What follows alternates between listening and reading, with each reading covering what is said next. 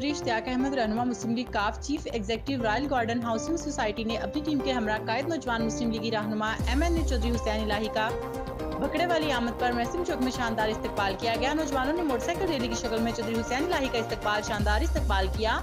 मनुफ फूलों की पत्तियां निशावर की तराई हार पहनाई गई और ढोल की थाप पर नौजवानों ने भंगड़े डाले। इस मौके पर चौधरी इश्तियाक, मोहम्मद इलियास बट, चौधरी अकबर मेहर उर्फ अकरी, सफियान इलियास बट, शर्जील बट, मेहर अब्दुर्रहमान मैसम, मलिक शाहिद मंजूर, मलिक मुबशिर जमान, चौधरी सनाउल्लाह डोगा, चौधरी असलम शेरगढ़ के इलाके के सैकड़ों अफराद शामिल थे। बाकी देखें इस रिपोर्ट में।